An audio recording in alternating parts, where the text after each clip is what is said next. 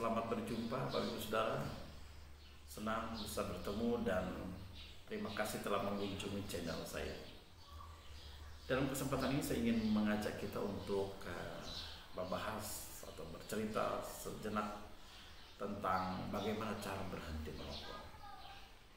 Ada banyak hal yang dapat memperhamba diri kita. Ada banyak hal yang dapat memperbudak diri kita, dan salah satunya adalah rokok. Dan tidak bisa kita pungkiri bahwa rokok dapat membuat kita pada akhirnya diperbudak olehnya tanpa kita sadari. Mengapa demikian? Ada orang yang tidak dapat berkumpul dengan keluarga berlama-lama oleh karena rokok. Mengapa demikian? Misalnya, keluarga kita tidak ada yang merokok atau tidak boleh merokok di dalam ruangan tersebut.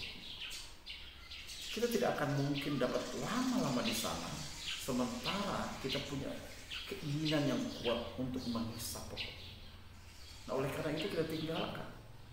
Kita diperbudak oleh rokok tersebut tanpa kita sadari.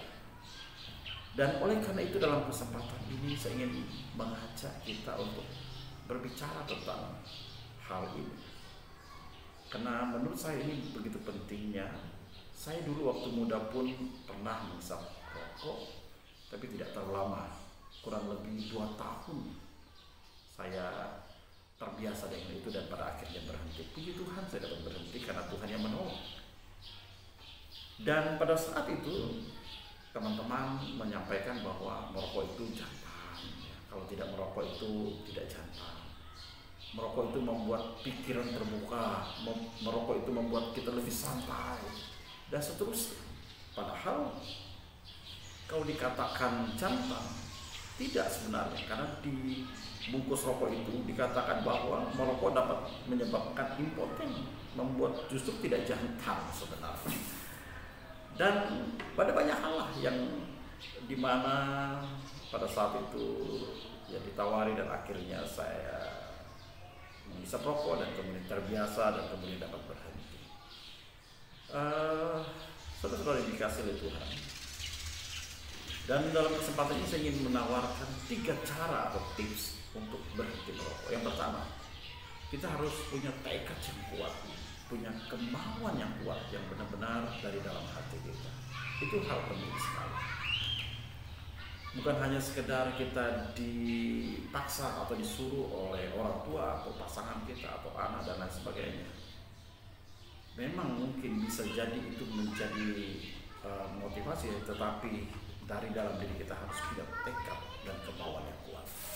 Yang kedua, kita harus melibatkan Tuhan agar Tuhan menolong kita melepaskan diri dari kebiasaan.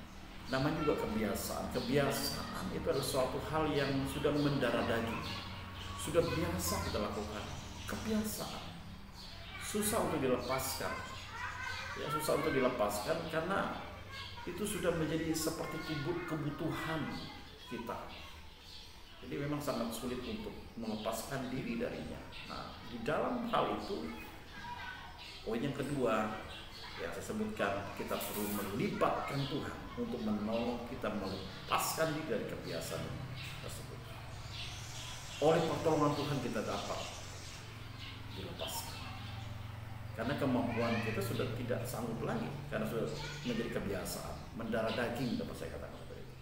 Nah, kemudian yang ketiga adalah minta dukungan dari keluarga dan sahabat agar mereka mendorong kita dan kemudian membackup kita, sehingga dengan demikian ketika mungkin kita di dalam keseharian kita ada teman kita atau keluarga yang merokok juga, keluarga yang kita sampaikan tadi untuk mengingatkan kita, mereka mengingatkan kita kembali agar kita ingat pada tekad dan keinginan kita.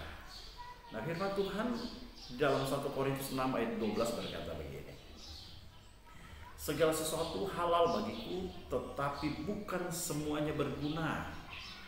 Segala sesuatu halal bagiku, tetapi aku tidak membiarkan diriku diperhamba oleh suatu apapun. Jangan memperhambakan diri Anda dengan hal-hal yang tidak berguna sebenarnya. Apa sih gunanya rokok? Bukankah hanya untuk memuaskan keinginan daging kita saja? Positifnya tidak ada sebenarnya. Hanya kita saja membuat-buatnya seperti itu. Memang di dalamnya ada zat adiktif yang membuat kecanduan, yang membuat kita akhirnya merasa tenang dan nyaman. Itu pun hanya sesaat saja. Apabila terus-menerus justru menjadi penyakit yang berbahaya. Ingat keluarga kita, ingat anak-anak kita, agar kita sadar dengan perbuatan kita. Dan kemudian dalam ayat yang ke-19, 1 Korintus 6 ayat 19, atau tidak tahukah kamu bahwa tubuhmu adalah bait Roh Kudus yang diam di dalam kamu, Roh Kudus yang kamu peroleh dari Allah, dan bahwa kamu bukan milik kamu sendiri, sebab kamu telah dibeli dan harganya telah lunas dibayar. Karena itu muliakanlah Allah dengan tubuhmu. Muliakanlah Allah dengan tubuhmu, dengan kehidupanmu. Tubuh kita adalah bait Roh Kudus. Jangan cemarkan.